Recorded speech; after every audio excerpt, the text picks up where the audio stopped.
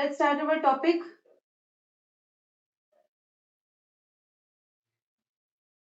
Molecules.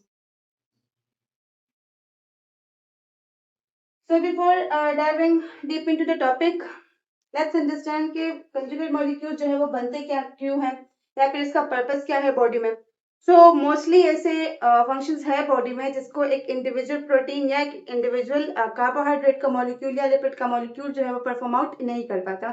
Mostly body में जितने भी फंक्शंस हैं, जितनी भी एक्टिविटीज होती हैं, जितने फंक्शंस मतलब परफॉर्म आउट होते हैं, तो वो कंजुगेटेड मॉलिक्यूल्स की मदद से होते हैं. क्लियर? लाइक ऐसे आप समझे कि बॉडी में बहुत कम ऐसे फंक्शंस होते हैं जिसको एक सिंगल प्रोटीन या एक सिंगल लिपिड जो है वो इंडिविजुअली परफॉर्म करता है. मोस्टली जितने भी फंक्शंस हैं उनको दो बायोमोलिक्यूल्स कंबाइन होकर क्या बनाएंगे, कंजुगेट मॉलिक्यूल बनाएंगे और तब वो जो है बॉडी के सारे फंक्शंस परफॉर्म आउट होते हैं. So again I will repeat के बॉडी के ज्यादातर फंक्शंस जो है वो कंजुगेटेड मॉलिक्यूल के हेल्प से ही परफॉर्म आउट होते हैं. सो अगर हम बात करें कंजुगेटेड मॉलिक्यूल्स की, so this is actually, this term refers to the complex molecule. अब complex molecule क्यों?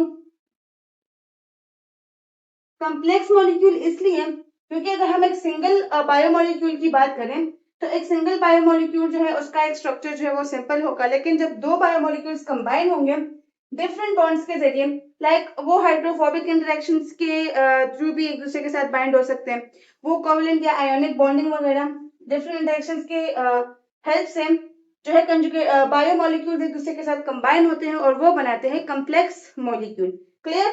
तो सिंपली कंजुगेट मॉलिक्यूल्स जो है it refers to the complex molecules that is made up of two different biomolecules. अब उन biomolecules में भी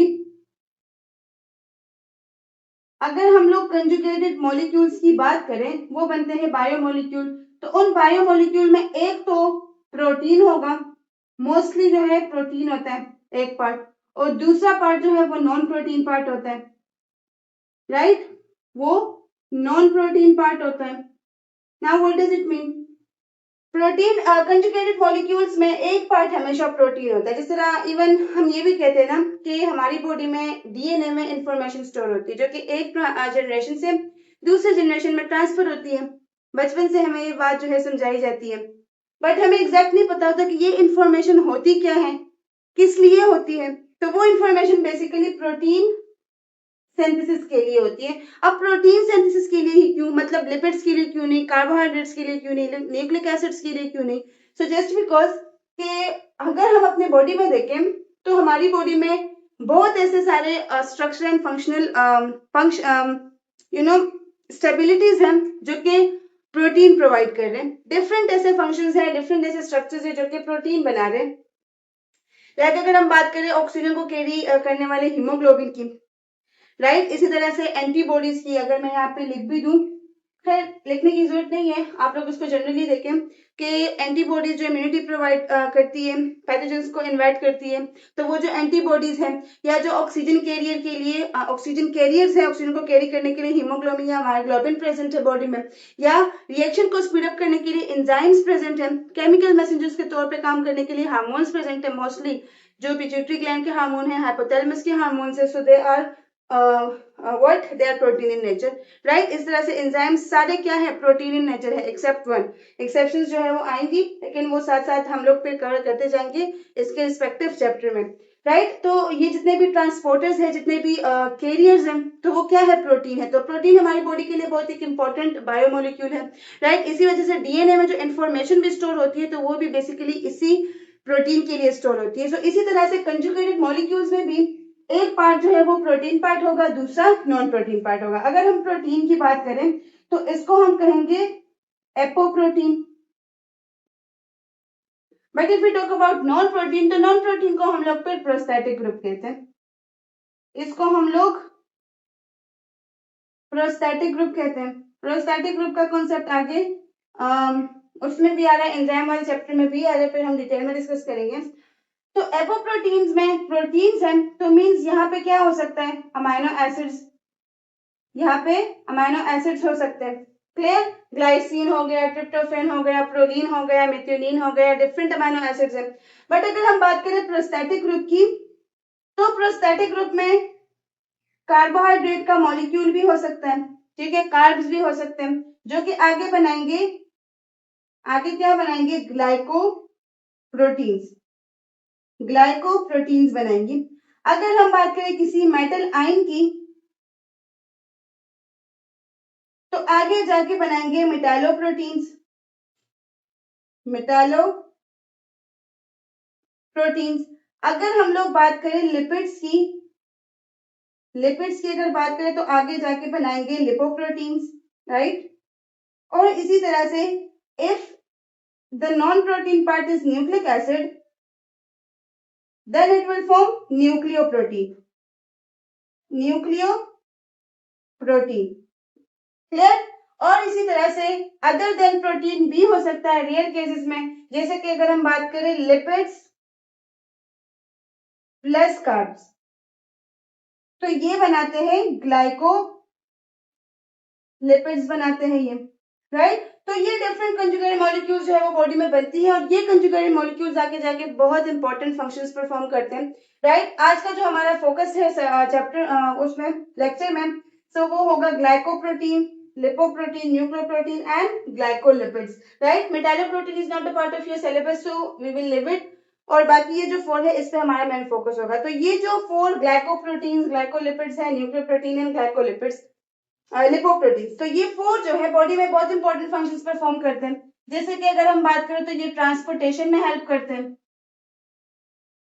transportation में हेल्प करते हैं, इसके अलावा सेल सिग्नलिंग में हेल्प करते हैं, सेल सिग्नलिंग में हेल्प आउट करते हैं, इसके अलावा सेल टू सेल रिकॉग्निशन में हेल्प करते हैं, सेल टू सेल रिकॉग्निशन में हेल्प करते हैं, जेनेटिक रिकॉम्बिनेशन में, मतलब डिफरेंट बॉडी में कितने ज्यादा फंक्शंस है, तो इन सब फंक्शंस को कंबाइंड लिपिड कंजुगेटेड मॉलिक्यूल जो है वो परफॉर्म आउट करते हैं। इसी तरह से अगर हम एंजाइमेटिक एक्टिविटी की बात करें, तो इस एंजाइमेटिक एक्टिविटीज को भी कौन परफॉर्म आउट करता है, यही कंजुगेटेड मॉलिक्यूल जो है तो ये इसको परफॉर्म आउट करते हैं। और जैसे मैंने आपसे कहा कि इसमें एक होगा प्रोटीन पार्ट, दूसरा होगा non protein part. Protein part को हम लोग एपोप्रोटीन कहेंगे। ये टर्मिनोलॉजीज आपने मस्ट याद रखनी है, अक्सर टेस्ट में इस किस्म के क्वेश्चंस पूछे जाते हैं। और दूसरा होता है प्रोस्टैटिक ग्रुप, ठीक है। जो नॉन प्रोटीन पार्ट होता है तो प्रोस्टैटिक ग्रुप में carbs, metal ions, lipids, nucleic acids, और इसके अलावा other than having a part protein, lipid और कार्बोहाइड्रेट्स भी कंबाइन होकर कंजुगेट मॉलिक्यूल बनाते हैं, दैट इज ग्लाइकोलिपिड्स।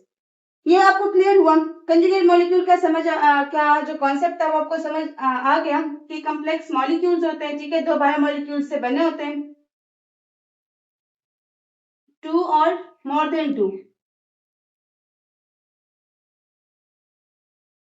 बायोमॉलिक्यूल से जो है ये बने होते हैं, कॉम्प्लेक्स मॉलिक्यूल्स होते हैं, क्लियर। और या फिर चलिए 2 और मोर देन 2 नहीं, बस 2 बायोमॉलिक्यूल से ये बने होते हैं, और एक इनका प्रोटीन पार्ट होता है, दूसरा इनका नॉन प्रोटीन पार्ट होता है, क्लियर। और ये डिफरेंट फंक्शंस जो है ये बॉडी में परफॉर्म आउट करते हैं। Now let's classify different conjugated molecules, इसके फंक्शन को स्टडी करते हैं और देखते हैं कि बॉडी में कहाँ कहाँ पे कौन सा कंजुगेट मॉलिक्यूल जो है वो प्रेजेंट है, क्लियर।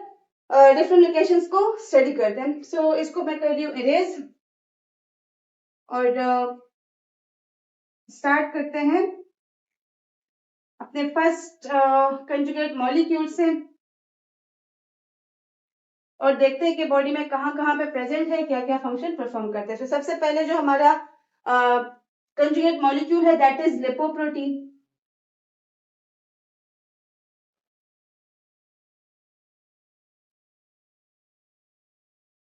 लिपोप्रोटीन्स, तो लिपोप्रोटीन्स में अगर आप देखें, एक होगा लिपिड का मॉलिक्यूल और दूसरा होगा प्रोटीन का मॉलिक्यूल। दोनों क्या है, बायोमॉलिक्यूल्स हैं, और ये दोनों मिलकर कंजुगेट मॉलिक्यूल बनाते हैं जिसको हम कहते हैं लिपोप्रोटीन्स। और इसके अलावा अगर हम इसके अंदर इंटरेक्शंस की बात करें कि कौन से इंटरेक्शंस के बीच एक दूसरे के साथ ये अटैच्ड है, so this is hydrophobic interaction. अब व्हाई हाइड्रोफोबिक, हाइड्रोफोबिक इंटरेक्शन के बीच क्यों प्रेजेंट है, क्योंकि अगर हम लोग बात करें फेट्स की, फेट्स क्या है, लिपिड्स है ना, तो फैट्स जो है वो ब्लड में या फिर बॉडी फ्लूइड्स, अदर जो बॉडी फ्लूइड्स हैं उनमें मूव करते हैं और उनमें ट्रांसपोर्टेशन करवाते हैं। किन चीजों की? ट्राइग्लिसराइड्स की,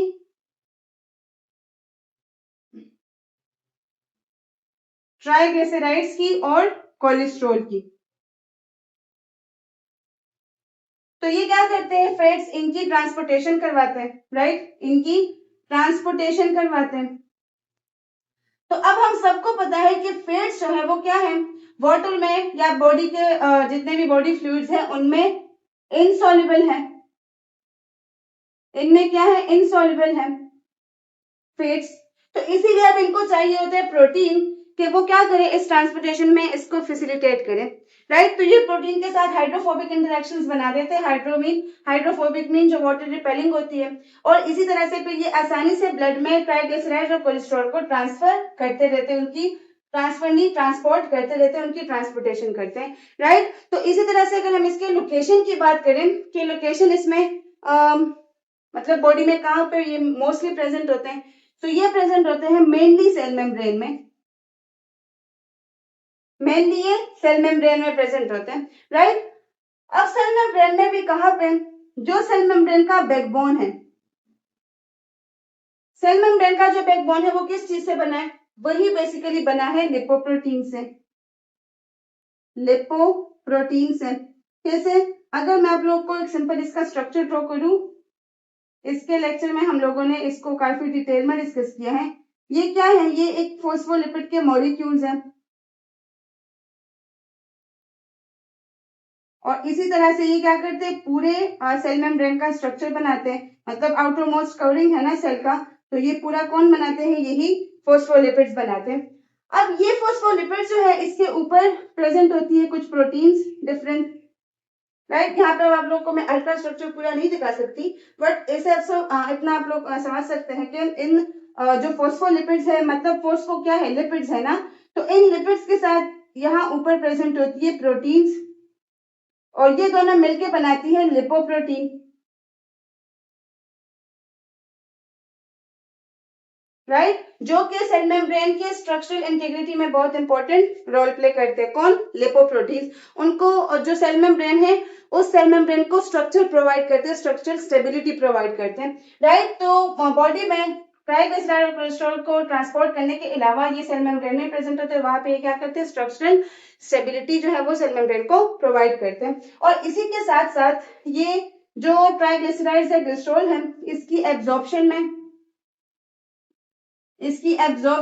इसके स्टोरेज में, और इसके अलावा बॉडी में इसके डिस्ट्रीब्यूशन में भी बहुत इंपॉर्टेंट रोल प्ले करते हैं लिपोप्रोटीन्स।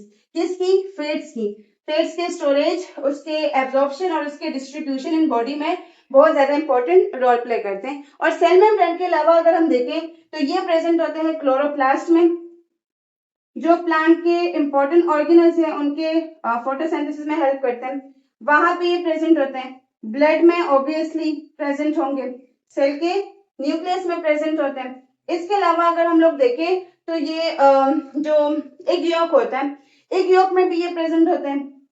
एग यॉक जानते हैं ना, जो येलो पार्ट होता है एग का, वहां पे भी ये प्रेजेंट होते हैं। इसके अलावा मिल्क में भी ये प्रेजेंट होते हैं। तो अदर देन सेल मेम्ब्रेन या अदर देन ब्लड, ये फिर chloroplast, cell nucleus, egg yolk या मिल्क, यहाँ पे भी आप लोगों को जो है क्या मिलेंगी? लिपोप्रोटीन्स मिलेंगी। और इसी तरह से अगर हम इसके टाइप्स की बात करें, अगर हम लोग लिपोप्रोटीन्स के टाइप्स की बात करें, डिफरेंट टाइप्स में ये मिल सकता है। So that is most important जो इसमें आता है, दैट इज काइलोमाइक्रोन। काइलोमाइक्रोन के बारे में आप लोग जानते भी होंगे। डाइजेशन के रिजल्ट में बनते हैं ये स्ट्रक्चर्स, ठीक है, डाइटरी फाइबर्स वगैरह के डाइजेशन में ये जो है इसके रिजल्ट में ये काइलोमाइक्रोन जो है ये बनते हैं। तो ये भी प्रोटीन और लिपिड्स दोनों का एक मिक्सचर होता है। इसी तरह से लो डेंसिटी लिपोप्रोटीन जो है वो भी हो सकती है, ये भी इसका एक अनदर टाइप है। तो लो डेंसिटी प्रोटीन हो गया। एंड मोस्ट इंपॉर्टेंट यहाँ पे है बैड कोलेस्ट्रॉल। अब बैड कोलेस्ट्रॉल क्या होता है? हम हमेशा डॉक्टर्स हमें प्रेफर करते हैं कि हम ऑयल यूज करें रादर देन घी, राइट। वो ऐसे क्यों कहते हैं? वो इसलिए कहते हैं कि जो घी होता है तो वो बॉडी में बैड कोलेस्ट्रॉल की प्रोडक्शन करता है। बैड कोलेस्ट्रॉल की जब वो प्रोडक्शन करता है तो बैड कोलेस्ट्रॉल क्या करता है कि ये हार्ट के जो आर्टरीज हैं उसके जो वॉल्स हैं, हार्ट की आर्टरीज के जो वॉल्स हैं, तो वहां पे ये फैट्स को डिपॉजिट करते हैं, वहां पे फैट्स की डिपोजिशन हो जाती है, जिसकी वजह से हार्ट प्रॉब्लम्स का जो रिस्क है वो बढ़ जाता है, राइट। तो इसी वजह से डॉक्टर्स क्या हमेशा प्रेफर करते हैं, घी सॉरी ऑयल प्रेफर करते हैं कि यूज किया करें इंस्टेड ऑफ घी। तो बैड कोलेस्ट्रॉल बेसिकली वो चीज होती है। तो बैड कोलेस्ट्रॉल जो है वो भी लिपोप्रोटीन्स की एक टाइप है, राइट। तो आप लोगों को क्लियर हुआ इसके टाइप्स के बारे में, इसके फंक्शंस के बारे में, बॉडी में इसके अक्रेंस के बारे में, कोई कंफ्यूजन जो आपको नहीं होगी। Now let's move toward the next conjugate molecule and that is nucleoprotein. तो न्यूक्लियोप्रोटीन भी एक अनदर इम्पोर्टेंट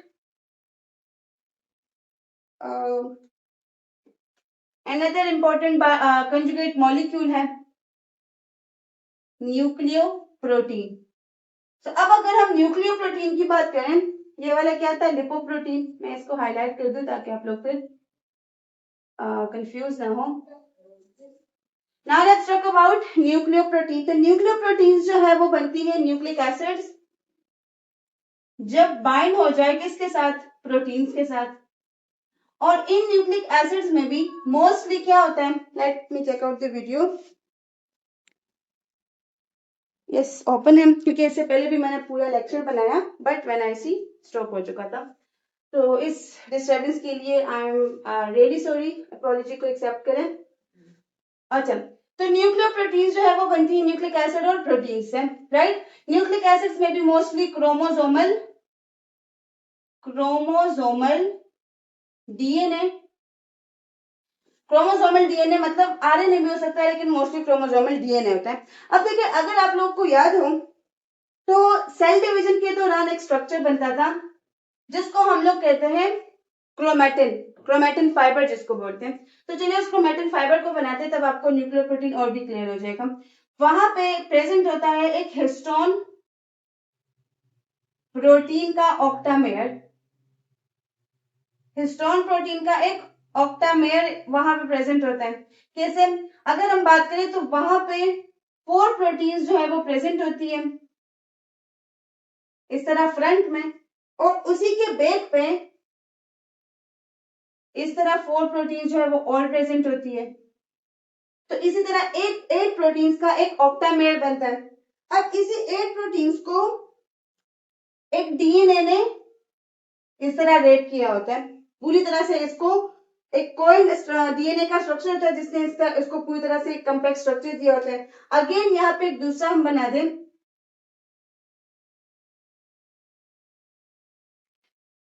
ये मैं क्या बना रही हूँ, ये मैं क्रोमैटिन फाइबर बना रही हूँ।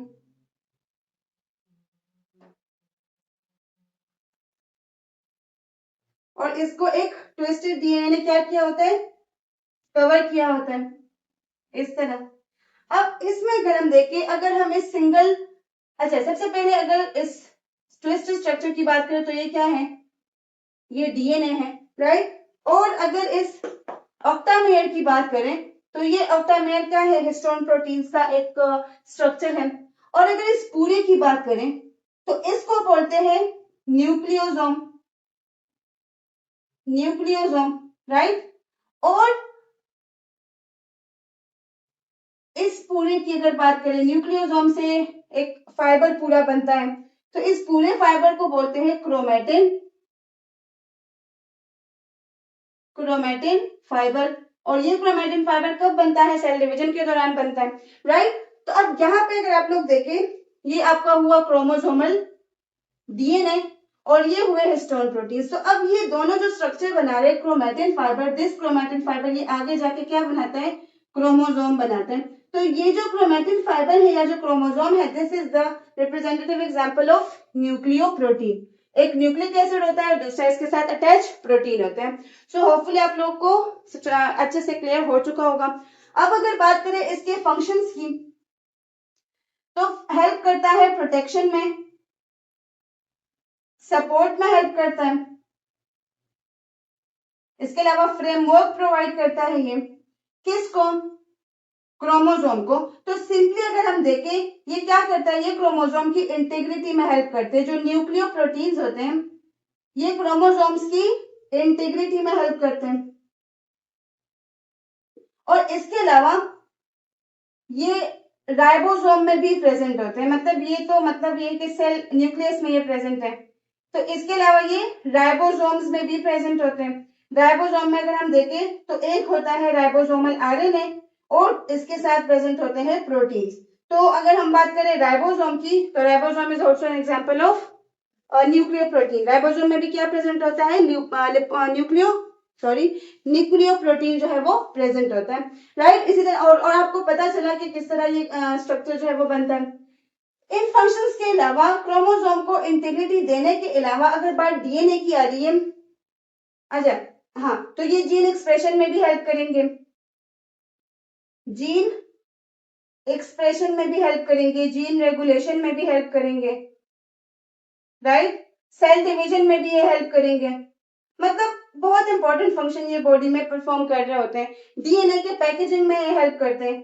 इसी के साथ साथ ये डीएनए को बहुत अच्छे तरीके से पैकेज कर लेते हैं इनसाइड द सेल या इनसाइड द क्रोमोसोम और क्रोमैटिन फाइबर। तो न्यूक्लियोप्रोटीन्स भी अपनी जगह बहुत ही इंपॉर्टेंट रोल प्ले करते हैं, राइट। सो हम लोगों ने लिपोप्रोटीन को स्टडी किया, न्यूक्लियोप्रोटीन को स्टडी किया। अब इसके बाद डिस्कस करते हैं उसको थर्ड हमारा जो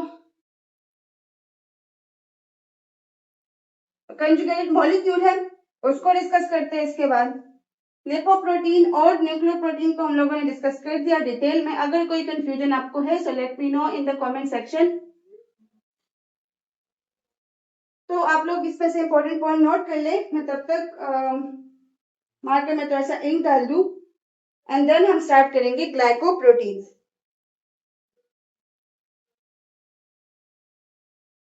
ग्लाइकोप्रोटीन्स अब क्या होगा, अब यहाँ पे क्या ऐड होगा प्रोटीन के साथ, ग्लाइकोप्रोटीन्स है। तो ग्लाइको का वर्ड हमेशा किस लिए यूज होता है, ग्लाइकोप्रोटीन्स।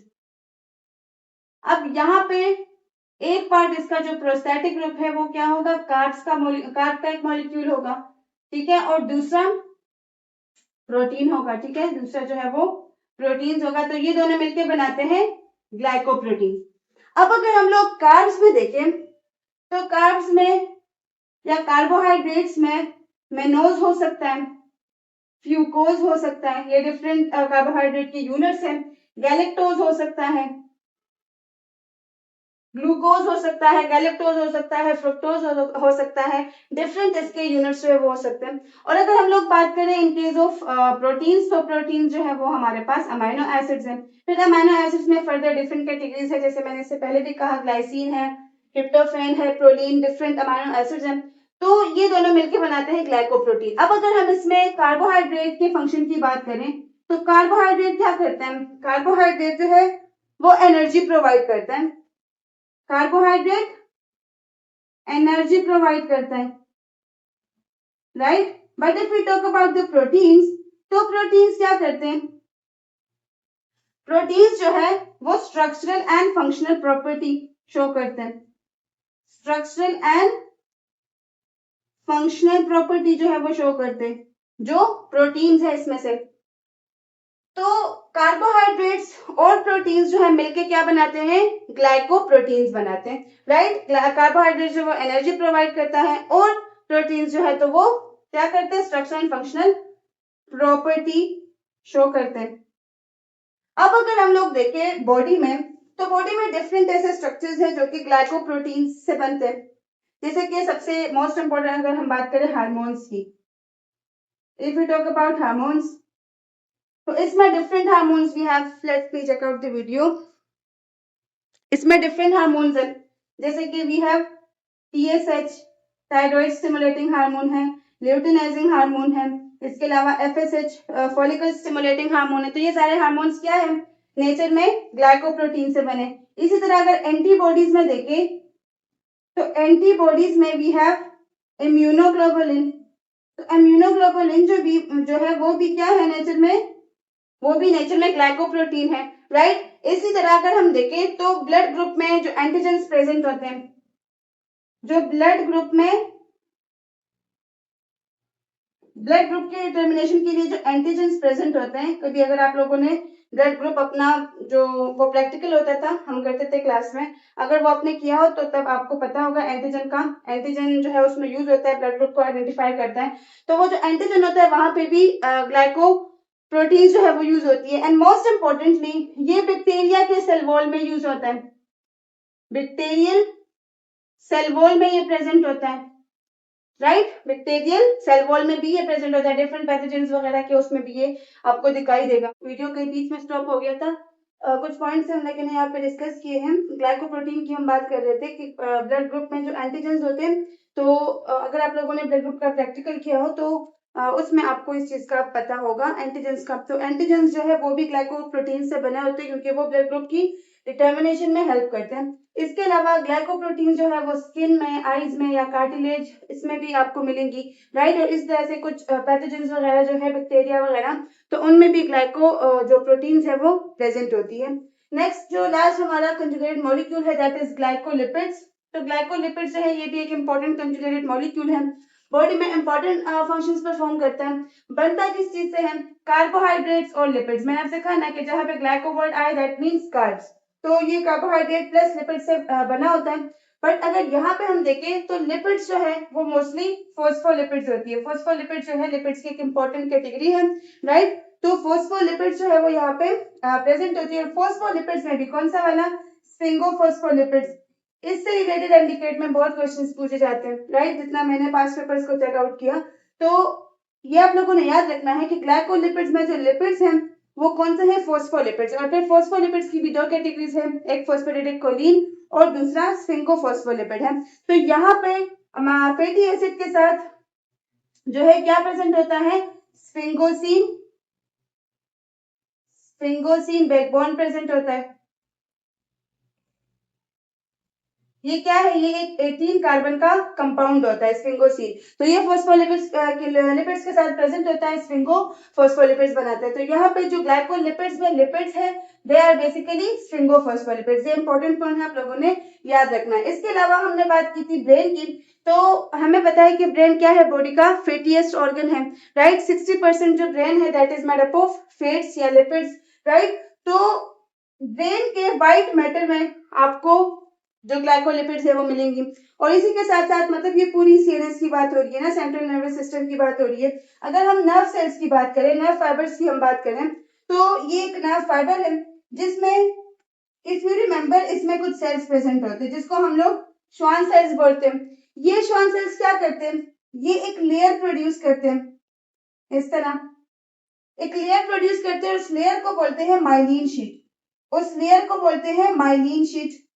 तो ये जो माइलिन शीट होता है this is completely glycolipids, right. ये जो माइलिन शीट होता है ये क्या होता है? ग्लाइकोलिपिड से बना होता है, जो कि ये लिपिड्स करते क्या है? इसके इंसुलेशन में हेल्प आउट करते हैं, राइट। तो ब्रेन हो गया, नर्व फाइबर्स हो गए, इसके अलावा आरबीसीज, आरबीसीज में भी ये प्रेजेंट होता है, रेड ब्लड सेल्स में, राइट।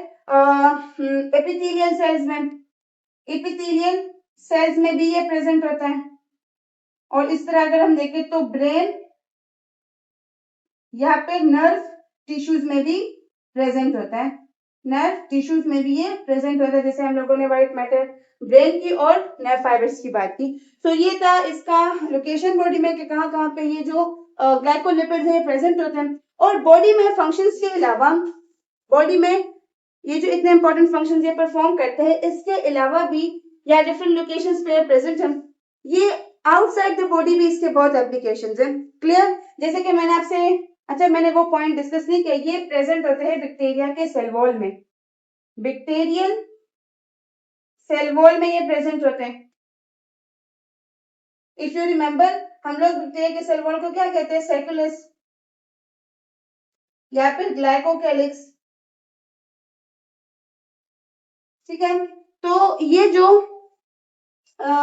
स्ट्रक्चर्स है जो बैक्टीरिया का सेल वॉल है, इसमें भी क्या प्रेजेंट होता है? ग्लाइकोलिपिड्स। तो इसी वजह से ये पे डिफरेंट एंटीबायोटिक्स के फॉर्मेशन में भी यूज होता है जो ग्लाइकोलिपिड्स हैं, ठीक है। इजीली पैथोजेंस की डिटर्मिनेशन जो है वो हम कर लेते हैं बाय यूजिंग ग्लाइकोलिपिड्स, राइट। तो ग्लाइकोलिपिड्स जो है वो जो एंटीबायोटिक्स है उनके डेवलपमेंट में भी यूज होता है, उनके फॉर्मेशन में भी यूज होता है, वैक्सीन के डेवलपमेंट में यूज होता है, राइट। इसके अलावा जो है इसका बहुत इंपॉर्टेंट रोल जो ग्लाइकोलिपिड्स है, बहुत इंपॉर्टेंट रोल इसका न्यूरोबायोलॉजी में है, न्यूरोबायोलॉजी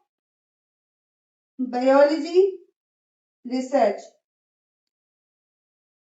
आजकल अगर आप लोग देखें तो मोस्टली पीपल जो है वो न्यूरोबायोलॉजी पे फोकस कर रहे हैं, ठीक है। दिमाग को कैसे पढ़ते हैं, क्योंकि हमारी पूरी बॉडी जो है वो उसको हमारा ब्रेन कंट्रोल करता है, राइट। वो कहते हैं ना कि दुनिया में सबसे जो बड़े मैग्नेट्स है, साइंस ने अभी ये चीज प्रूव की है कि दुनिया में जो सबसे बड़े दो मैग्नेट्स हैं, that is brain and heart, right. एक ब्रेन है और दूसरा हार्ट है, ठीक है। तो न्यूरोबायोलॉजी जो रिसर्च है वो इसी ब्रेन से रिलेटेड होती है, तो उसमें भी यूज होता है, क्योंकि हमारे जो नर्व फाइबर्स है, हमारा ब्रेन जो पूरा ब्रेन है वो किस चीज से बना है, 60% फैट से बना है, तो वहां पे भी ग्लाइकोलिपिड्स जो है वो यूज होते हैं। तो न्यूरोबायोलॉजी में भी एक इंपॉर्टेंट रोल प्ले करते हैं, डिजीज के डायग्नोसिस में हेल्प करते हैं, राइट, क्योंकि एंटीबायोटिक्स या वैक्सीन के डेवलपमेंट में यूज होते हैं। तो इस तरीके से हम लोग डिजीज को भी इजीली डायग्नोस कर सकते हैं। एंड मोस्ट इम्पोर्टेंटली जो ब्लड ग्रुप डिटर्मिनेशन है तो वो भी हम इजीली कर सकते हैं ग्लाइकोलिपिड्स के जरिए। So this was all about the conjugated molecules. आप लोगों को अच्छे से क्लियर हो चुका होगा. If you have any doubt or ambiguity, let me know in the comment section. So stay connected with Ultra Basic Academy. Do share, like and subscribe it. And पढ़ाई करते रहे, अपना बहुत सारा ख्याल रखिए. Thank you very much.